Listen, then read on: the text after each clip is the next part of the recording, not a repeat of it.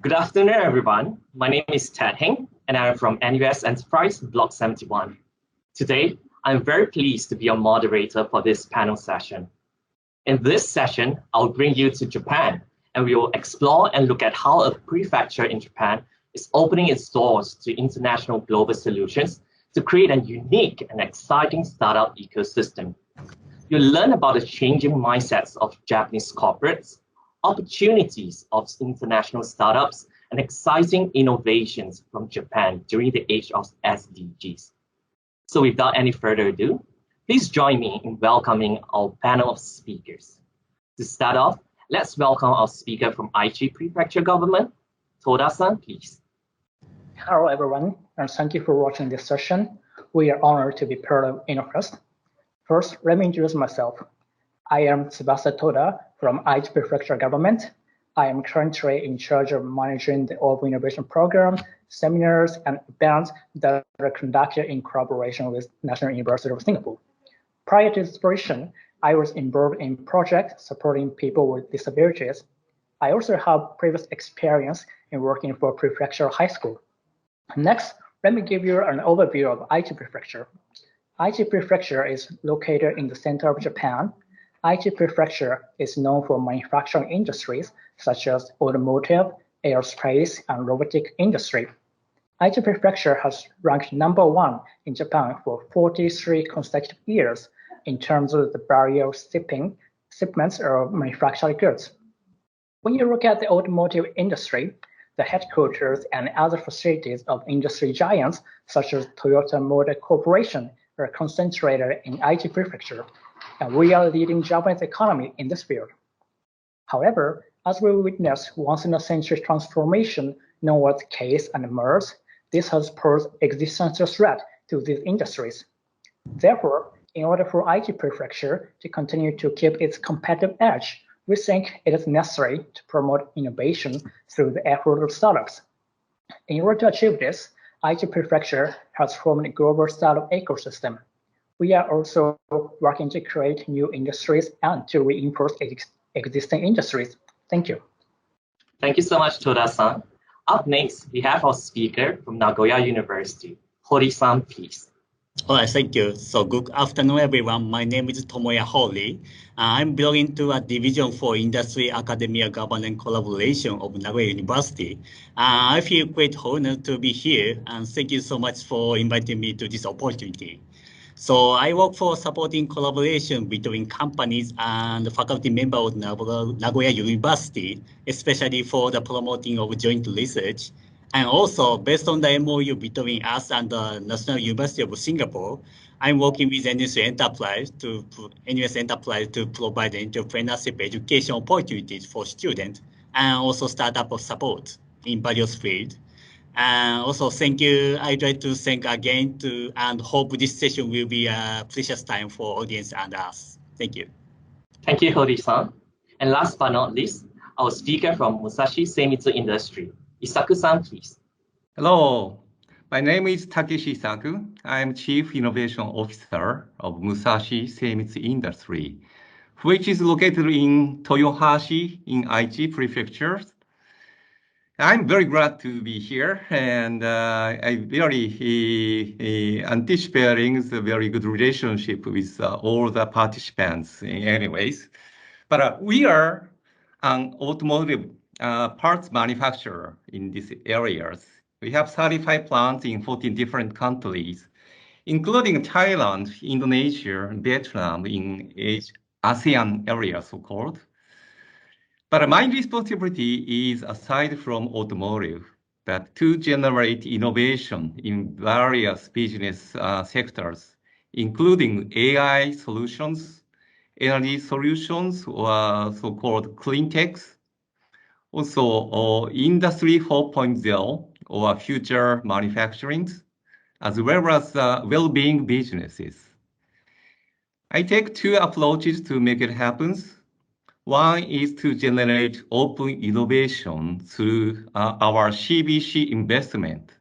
I have invested in about 9 direct and indirect investment into startups and venture capitals in United States, Canada, EU, Singapore, Israel, as well as Japan. Also, I took another approaches to developing, to generate innovations, which is the in-house project or in-house startups. I have 4 in-house startups. They are focusing on the agriculture, well-beings, AI, so forth. And also, I am developing several in-house innovative projects, including energy solutions, so forth. So, but anyway, we'd like to expand our open innovation throughout the world, including those ASEAN countries. Thank you very much.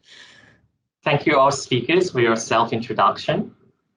So, it is often understood that traditionally Japanese corporates take great pride in their unique way of innovation, and they highly value innovation from within, which is what we call closed innovation. So from a prefectural government point of view, Toda-san, were you able to see any changing trends in the recent years? And how has it shaped the strategic direction of your prefectural government?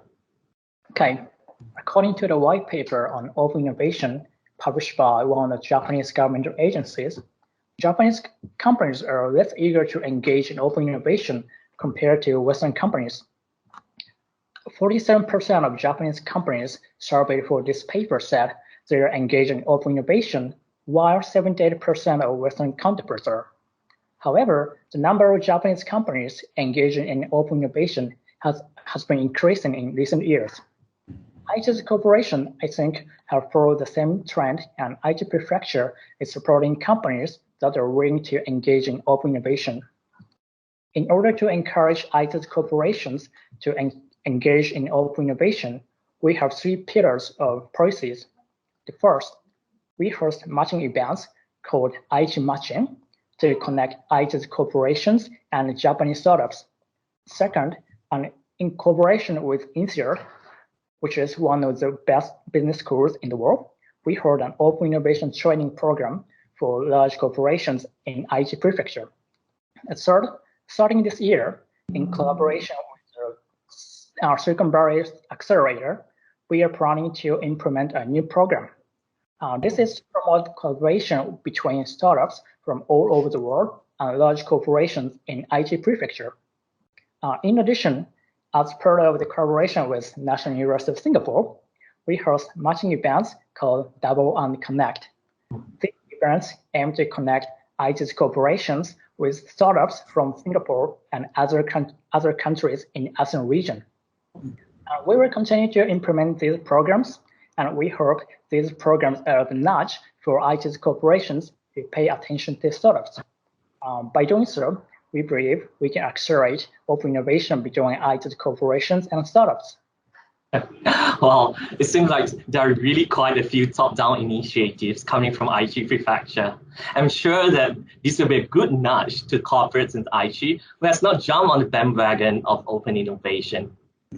So, knowing the strategic direction that is set out by the Aichi Prefecture government, particularly in the areas of creating a unique and startup ecosystem, what role then does Nagoya University has to play in this innovation and entrepreneurship space? Hori-san? Yes, all right. So, without mentioning the role of Stanford University in Silicon Valley, I feel like the university has to take an essential role in generating incredible innovations continuously in society. I think there might be 3 roles of university for innovation. The first one is invention. So originally, conducting studies and research is an important aspect of universities, and the mission is to produce many inventions or intellectual properties from academic research and studies. It's expected for progressing advanced technology and services, systems, and ideas as a starting point for innovations. And the second role is education. It's especially for the human resource development. Rather than the traditional education styles, in other words, the conventional knowledge-oriented education, I'm not sure, but we should promote education for developing human resources, who can find the true nature of social issues and also creating solutions for this issue and put them into action. We may call this an entrepreneurship education. And also it says that we are in the age of VUCA, like technologies is advancing at the exponential rate, and it's a matter of time before AI surpasses the human knowledge. So on the other hand, there are so many social challenges we are facing now, such as the declining birth rate or aging populations, also environmental problems, and maybe the wealth poverty disparities. So our society will face a more serious situation than ever before. In order to survive in this era and contribute to society and for our lives, we believe that entrepreneurship education should be like promoted for universities. So in Nagoya University, like there are some programs that aim to produce entrepreneurs, but currently, but they are like the only short-term programs or a few credit courses are offered. So therefore, for our next task, it is necessary to have like the educational program, which students are like slowly trained in problem-solving skills from the first year of the school to the last year of school. And also the last role of the university is coordinator who define the social issues and gather public knowledge to solve problems. So in this age of VUCA, it's no longer simple to solve the social problem with a single way or a technology. So it's necessary to have like ability to arrange or manage and realize a series of processes that collect and investigate various technology and knowledge to form product or system or through them like into the society for innovation and changes. So like the JAXA has achieved success with the Hayabusa mission. So like that, comprehensive management is required to solve the social issues. And we believe universities have potential to lead the social project as a coordinator. Thank you. Right. Definitely, I cannot agree more with you on that. In this age of VUCA, which stands for volatility, uncertainty, complexity, and ambiguity, we really do need forward-thinking thought leaders. But I am sure we can expect a lot of them coming up from Nagoya University in the near future. So how about from the manufacturing corporate perspective? Isaku-san, what do you think are the key points for existing manufacturing companies to promote open innovation with startups? Yes, first of all, we are not actually in the position to represent all the manufacturing companies, but I could say what we are doing by ourselves. We always evaluate synergies effects when we judge to start the open innovation with others. And we believe innovation shall be generated by multiplying two or more of different things together. In our case, for example, we multiplied leading-edge technologies of AI of Israel startups with our manufacturing. Sometimes we call it monozukuri in Japanese, means the manufacturing with philosophy, I would say. But our monozukuri manufacturing capability with AI is a good solution to compete with some other leading Japanese or US or Israel startups. And one of the strengths of those synergy is we can generate something different, what other startups don't have. Remember, even Google or Amazon, they don't make anything in terms of manufacturing. So to compete with them, I think the combination, the manufacturing technology with AI, which is led by the Israel startups, that is very, very important. And I think that's the key for manufacturing company like us to compete with the global-based startups. But what we should not forget is to make much of our core competency. In our case, it is manufacturing or monozukuri technology. And I think so. You always think of what you have, what your core competency, even when you want to start something new. some other things that I always thinking about, win-win scenarios. Not necessarily win-win, but win-win-win-win. I guess everybody has to be the winner in this field. Open innovation. I don't think we should not create any loser in this, environments. Yes. In order to make it happen, we need to respect each other, and we have to make a match of others. Right. And usually, large corporations think we are using startups, which is wrong. We are very equal, positioned each other to respect each other. It's very important that we believe. And some other things, I prefer dialogue method rather than debate when we discussing each other. Right. We are different, of course.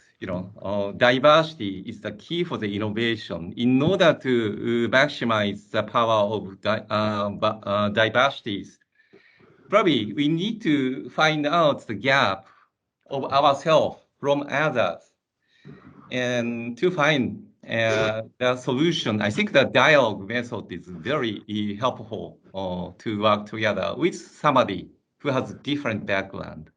Right. But all of those things are what we are doing by ourselves. I'm not sure if it's the right answer, but I believe that's good, good approach. But I definitely agree that it is very interesting viewpoints, though. I guess with Japan embracing open innovation more than ever, this is definitely the best time to collaborate with Japanese corporates like yourself. So I have another question for you, Isaku-san. Yes, please. So what is the specific attractiveness about international startups that are of interest to Japanese corporates? Is it because of the access to potential markets, technology, talent, or even investment returns, or something else?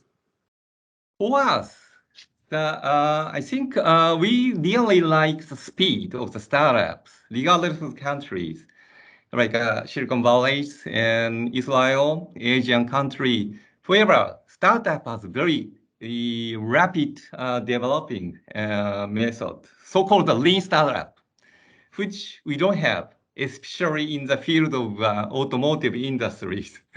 Because the background is so different, we are dealing with the safety in our products. So, in automotive industry, everybody has to be very careful or very conservative. But in many occasions, we are too conservative for everything. Sometimes it's too stupid. But since the environment is changing very rapidly, you mentioned the VUCA, yes. We cannot keep up with those speed with the practice of automotive industry. So we got to change. And in order to make ourselves change, I think the power of startups is very, very helpful. And even in automotive industries, like a new wave such as CASE, so-called, has been being accelerated. I think in the industry of automotive, it is not the VUCA anymore. I think the electrification is actually ongoing. Autonomous driving is ongoing. We know the future. It's a matter of the time scale, but we know the future in this manufacturing automotive industry. So we really like the way those startups do the way of their development, I'd say. And this is also the case for ASEAN startups. And another strength of ASEAN startups, I feel, I don't have much of the experience in ASEAN startups yet. However, we already noticed that many of the ASEAN startups coming from universities or academias, many professors are starting their own business based on their unique ideas or studies. I see so many software startups and hardware startups, but always backed up by a rapidly growing industry in the area. That is another strength of an ASEAN country. But since we have operations in Thailand, Indonesia, Vietnam, in those countries, yes, we really like to open up our innovation in these areas. So we really glad to attend to know more of the startups in ASEAN countries. So I really appreciate to you. Thank you, Brad. Thank you so much. This is definitely some useful insights for audiences and startups to take note of. So how about let's hear a little bit from a higher learning institute perspective. Hori-san, what are some opportunities international startup can look forward to if they would like to collaborate with universities in Japan? Do you have any success stories you can share with us? Okay, so actually my job is exactly supporting and coordinating such opportunities of collaboration between university and startups. Actually, I'm currently working on several joint research projects between overseas startups and university researchers. And the number of such a project has been increasingly recently, and I feel that there are more potential for growth. Also, the many of the projects we are currently working on, like the field of the medical or biotechnology field. I suspect that the large companies tend to be like risk leavers and eager to promote open innovation and foster startups in high-risk area. However, even in field other than the medical or biotechnology I mentioned before, like startups are generally tend to be mission-oriented. It means they take bad risks and also they are so quick to make decisions. So therefore, although it's depending on the theme of the project, but I expect startups may be more like a suitable partner for us for the joint research and rather than the big companies. And of course, there are still some issues to be solved, so like the funding or handling of intellectual properties. But we will continue to work on resolve these issues on case-by-case basis for more collaborative opportunity with startups. Yeah. Right. Thank you so much. This is really great. We can definitely see a lot of ground activities happening in the region, be it from university and also corporates to foster a vibrant startup ecosystem. However, I would assume that this is probably similar to other cities and prefectures in Japan. So what is the uniqueness about Aichi Prefecture over the other global startup cities in Japan, like Tokyo, Osaka, or Fukuoka? Toda-san, how is Aichi Prefecture planning to compete with these cities, which already has an existing international startup community? Okay, I guess compared to these cities, Aichi Prefecture is unique in that there are manufacturing companies which boast the world's most advanced technology. As I said earlier, the barrier shipment of manufactured goods has been ranked #1 in Japan for 43 consecutive years, 48 trillion yen this year, which is much more larger amount than that of Tokyo, which is 7 trillion yen, and that of Osaka, 17 trillion yen. So for startups with strengths in manufacturing sector, Aichi Prefecture is full of business opportunities, which makes Aichi a much more attractive area than Tokyo, Osaka, and Fukuoka. So to create a world-class startup ecosystem, Aichi Prefecture has formed a consortium with Nagoya University, surrounding municipalities, and other entities. Thanks to this alliance, Aichi Prefecture has been selected as a startup ecosystem global hub city by the Cabinet Office in Japan. Aichi has also developed its own innovation strategy called Aichi Startup Strategy.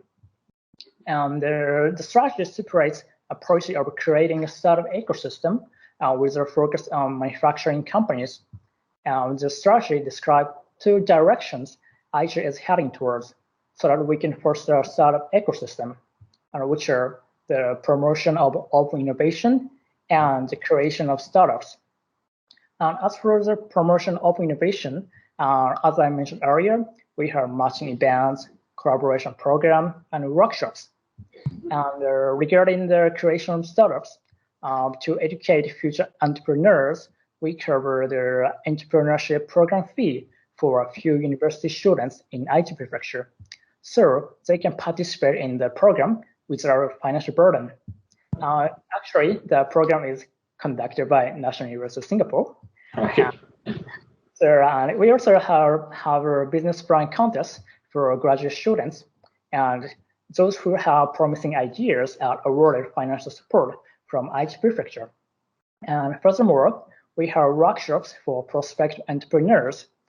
And when it comes to supporting the growth of startups, we have an accelerator program.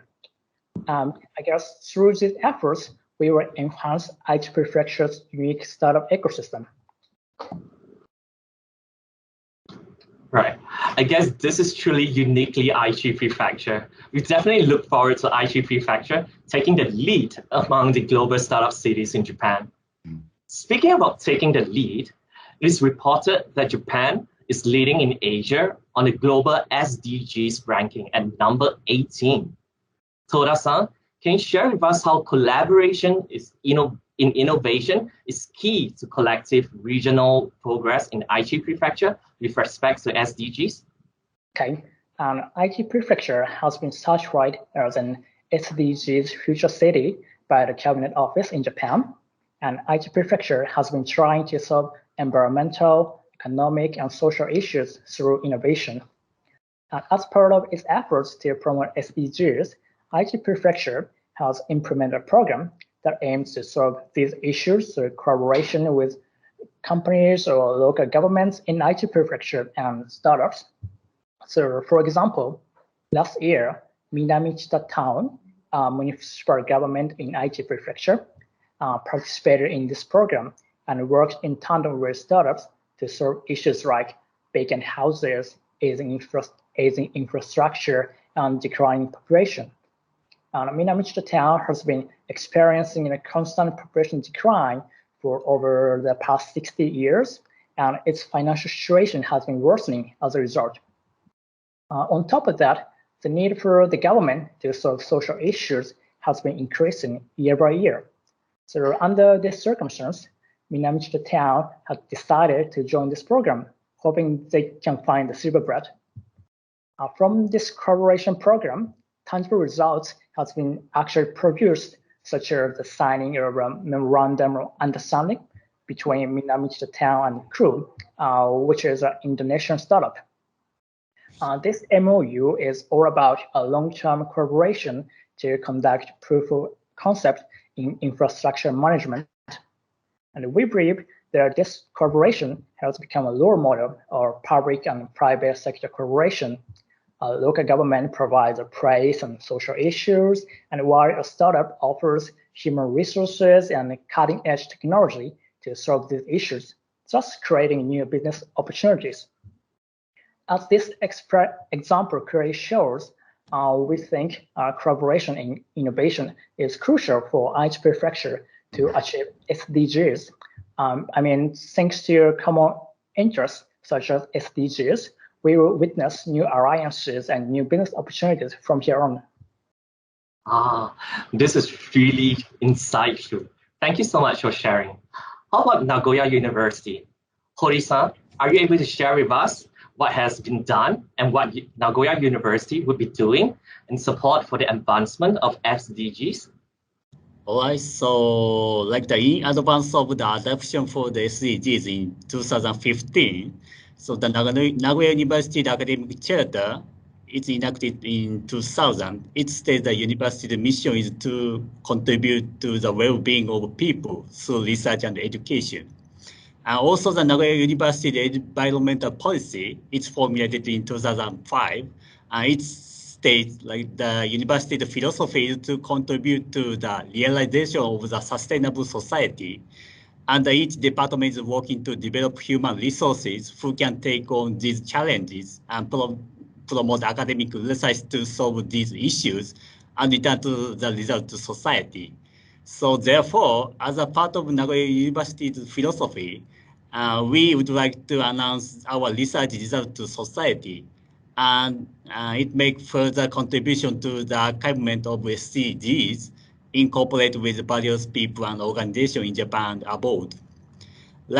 For example, in terms of environmental and energy issue, there is the development of new materials, devices, and system technologies. It is like the one of another university's strengths. And the realization of this energy-saving society through these technologies are major theme of us. Also, we are conducting basic and applied research aimed to developing solutions for the poverty and clean energy through the creation and improvement of plant variety that can be used as the basis for the food, problem, and biofuels. Also ahead of the other universities in Japan, it's a unique point. Nagoya University established a specialized center for promotion of gender equality. And we are working hard to create working environment to transcend gender barriers. As a result of this effort, Nagoya University is ranked 9th of Japanese universities in the impact of ranking by Times Higher Education, by British Higher Education magazine. And the rank uses the framework of the United Nations SDGs to visualize the social contribution effort of universities. So therefore, as society's momentum toward achievement of SDGs is increasing, so we would like to distribute our result, I mean research result to society and make further contribution toward SDGs, also in the collaboration with various people and organizations in Japan and overseas. Yes. Thank you so much. So we also would like to hear the perspective from Musashi Seimitsu Industry. So Isaku-san, can you share with us how you utilize open innovation in promoting SDGs? Sure. I don't think we can achieve any one goal of SDGs by our own activities anyway. The level of the target is so high and so complicated. So we really need to expand open innovation to make it happen. By multiplying technology of each company, including large corporations, as well as the startups, we should maximize total synergy to resolve each issue. For example, in our case, we set our materiality target of SDGs into number 9, which is industry, innovation, and infrastructure. But to achieve this goal, we really need to resolve number 7, number 8, number 10 altogether at least. For number 7, which is energy solutions, that we are trying to contribute to carbon neutral. And we have a technology of lithium-ion capacitor. So we are trying to form open innovation coring our technology of lithium-ion capacitor. Including, we are looking for some partners, including the company leading EMS, energy management systems, or generators, battery itself, maybe SIers, system integrators, and platformers, so forth. We also believe open innovation with academia, universities, as well as the local and regional government are essential. So we really enjoying the support from Aichi Prefecture in terms of forming those open innovation in these areas anyway. Thank you for Aichi Prefecture. Thank you so much for Aichi Prefecture. Thank you so much, Isaku-san, for sharing. I think this is really informative. I guess we can now all understand that oftentimes SDG goals are not standalone. It is complex, interconnected, and layered. To achieve SDGs goals, we have to look at it more broadly and also work closely with relevant organizations. So lastly, we would like each panelist to make some final comments of their future plans and projects to advance innovation in Aichi Prefecture and beyond. May we start with Toda-san, please? Okay, I go first.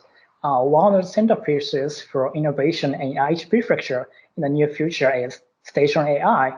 one of the largest startup incubation facilities in Japan, and it is scheduled to open in 2024. It emulates the world's largest startup facility called Station F in Paris, France. Station AI will be a large-scale facility with a floor area of 20,000 to 30,000 square meters. It will provide one-stop, one-floor support services for startups. Since it will be a huge facility, a large number of startups will be able to move in. And we hope that startups and other startup-related organizations from all over the world will set up their bases here. So by encouraging entrepreneurs from various backgrounds to gather and interact at Station AI, we hope Station AI will become the epicenter for new innovations coming out of such chaos. Other than that, as a part of our collaboration with National University of Singapore, so we are planning to physically open Block 71 Nagoya within this fiscal year if COVID-19 situation permits. So we are sure that we will be benefited from Block 71's resources, such as the cutting-edge research of National University of Singapore and its vast network around the world.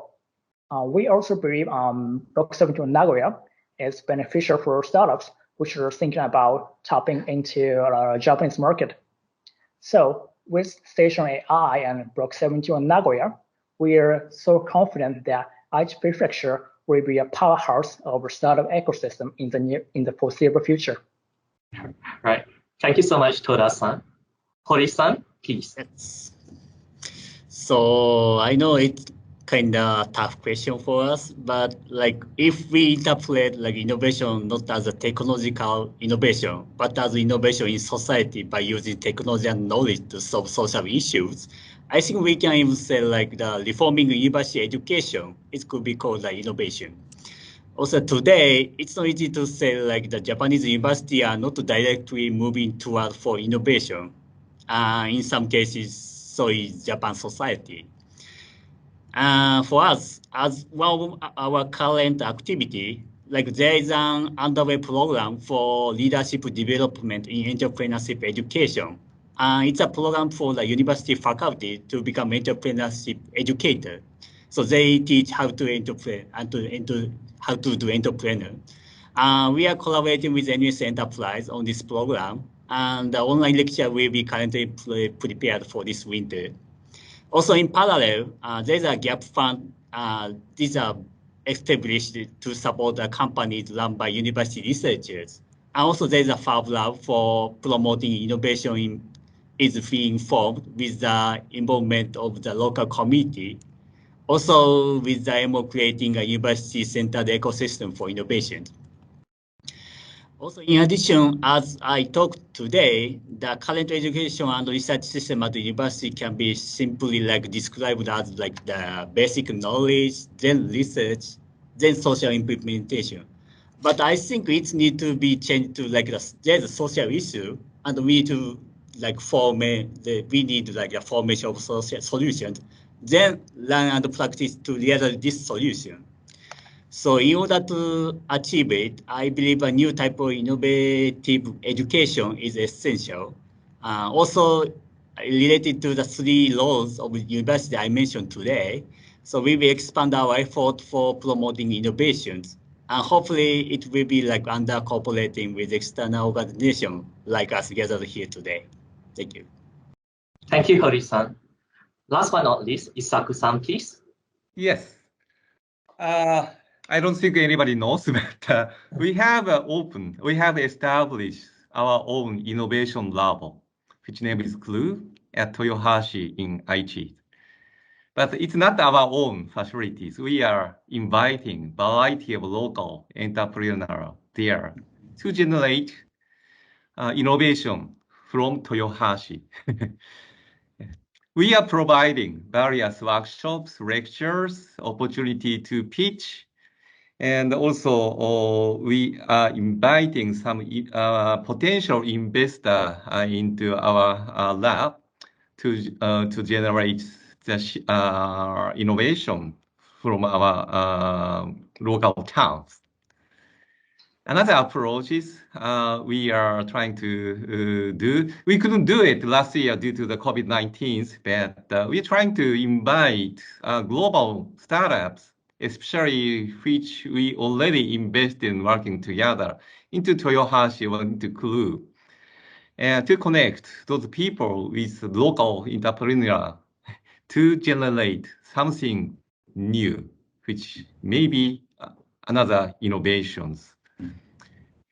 We also approaching to those global startups to invite in Toyohashi to kick off some POCs in our areas, using our plant, using our local neighbors, by using the facility of Toyohashi or Aichi Prefectures.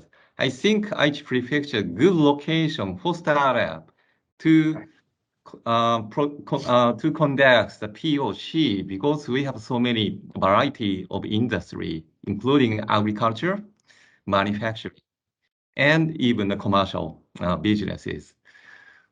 So that's what we are thinking. And hopefully, COVID-19 will be gone soon, and we can meet each other at the location. Yeah, I think we all hope for that. Thank you so much, speakers, for your sharing. So I guess I'm safely to say that this is really good learnings for our audiences today. So in the next segment of this session, we have 3 innovative startups from Aichi Prefecture presenting their unique solutions. They'll be showcasing their technology and how it can be applied to the ASEAN region and beyond. Thank you so much again for joining us today, and we shall see you soon. Take care and stay safe. Thank you so much. Thank you, Mark. I'm Hideto Kuwahara, CEO of Agribit. We want to hack all discussion in the world by artificial intelligence technologies. Our latest service is DAgri. DAgri's AI technology can facilitate discussions. AI facilitates objectively, neutrally, and efficiently.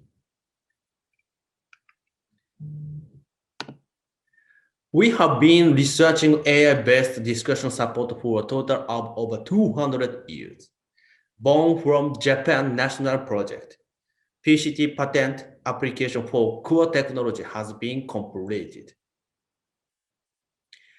This is the story of AI that will become commonplace around the world within 5 years. Afghanistan already has about 10,000 users. About 10,000 people participate in discussions on the future of the SDGs and Afghanistan. What are the biggest restrictions due to COVID-19? People gathering in large numbers. COVID-19 has made it impossible for many people to gather. Discussions and consensus building have been held in the same space and in a limited amount of time. Participants are limited. It is difficult to get opinions from many people. Now is the time for innovation for discussions. DAgri brings the place of discussion online. AI will perform facilitation. DAgri is text-based. We have an English version and a Japanese version. Use it is simple. AI makes it easy to gather many opinions and reach consensus online without gathering people.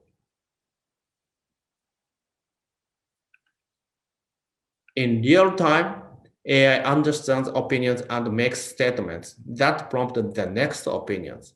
AI facilitates objectively, neutrally, and efficiently. Data shows when AI facilitates, we can get more than double the opinions. AI can visualize the state of the discussion in real time. You can see the classification and number of opinions on ideas, issues, pros, and cons. The visualization also shows the state of opinion aggregation and what opinions are supported. We have functions of scoring by AI. You can measure and evaluate participants' contributions to discussions in real time. And we will implement animation AI facilitation to get more opinions. $10 billion is expected in the world market. We are aiming to become that opinion leader. It's free if you just post your opinion. People, corporate, government who want to correct opinions pay money. And we think at least 5% of users to become paid users. Basic charge of $10 per user per month. We are aiming for 1 million users by 2024. Agribit is university's launched startup. This is my third startup company. I have 16 years of management experience. CTO Takayuki Ito is a professor at Kyoto University and a world-famous artificial intelligence and multi-agent scientist. In the next year, people from all over the world will be able to discuss topics in their native language. A feasible future, they agreed to be a platform for large-scale consensus building around the world.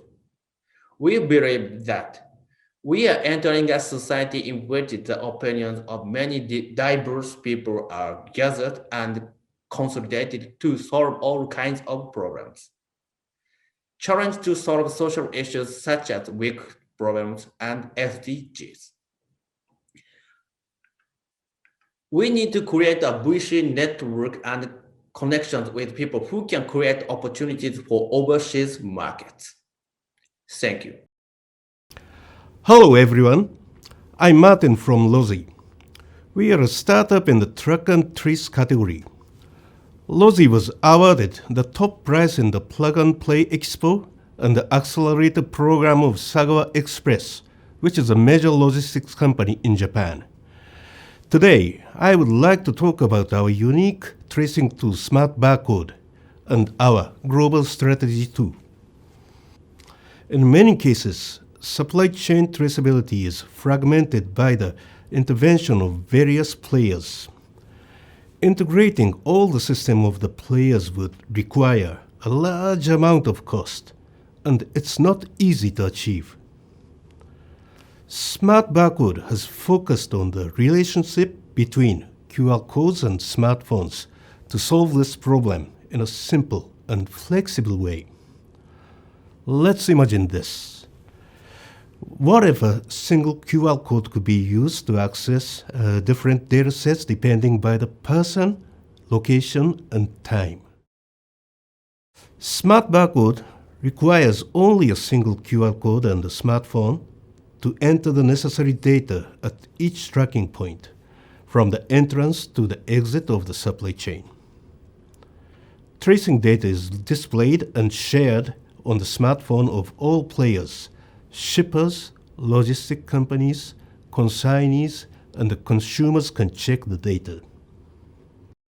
当社では豊洲からニューヨークの高級レストランに鮮魚を運ぶプロジェクトでスマートバーコードを利用しました。複数の事業者が介在する国際物流では、物の動きをリアルタイムで把握することが難しく、路地のスマートバーコードでこの問題を解決できました。We are in the process of building a SaaS-based open platform that allows users to make their own tracing plans and issue dedicated mobile apps and barcodes. This platform can be used by standalone businesses as well as by logistic companies to use Smart Barcode for the purpose of joint delivery. Tracing is not the only advantage of Smart Barcode. The pairing function, which scans a series of barcodes in a parent-child relationship, enables palletizing and linking cargo and vehicles. Warehouse operation and last-mile delivery are streamlined, and pairing can also be applied to manufacturing management. Our vision is to lead logistics in the age of the physical internet through joint delivery between different businesses. We would like to expand our business not only domestically but also globally. We are working on cross-border traceability with our strong partners. We are expanding our business to include fresh food exports to the US, cross-border e-commerce to Africa, and trade between Japan and China. With the signing of RCEP last year, free trade among Asian countries will accelerate in the future.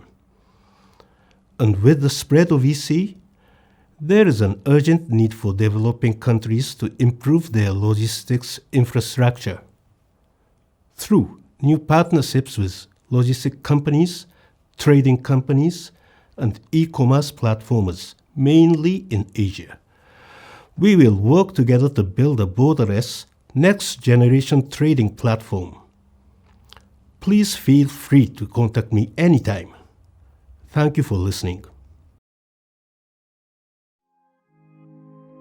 The recent pandemic of COVID-19 has been demonstrating the importance of healthcare infrastructure, including effective and efficient supply of various medical goods, such as vaccine, medicine, and blood.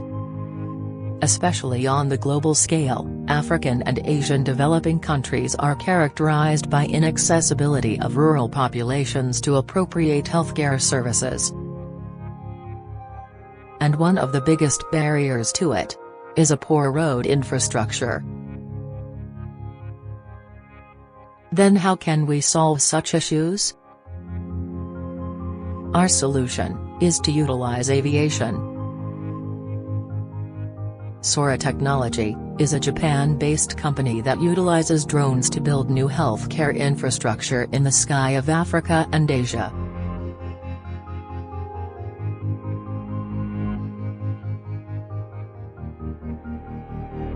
In particular, our business concept is recently focusing on drone-based delivery of medical payloads to rural communities.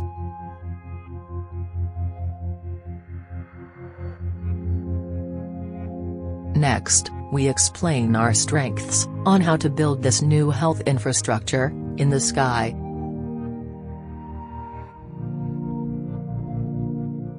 First, affordable drones. There are already several similar operators in Africa, but the biggest problem that they face is the price competitiveness with road transport. To deal with it, we have been designing quite low-cost drones, with minimum required functions.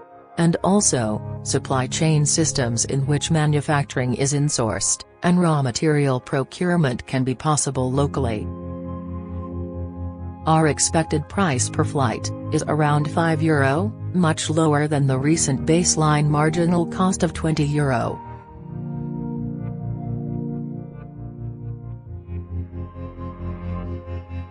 Second, unmanned traffic management system. In order to develop appropriate aviation control systems, millions of dollars are required, which became a huge burden on local aviation authorities, and they become reluctant to install drones. But, our team has a specialty in that field. We provide not only drones, but also the necessary environments to operate drones effectively and safely.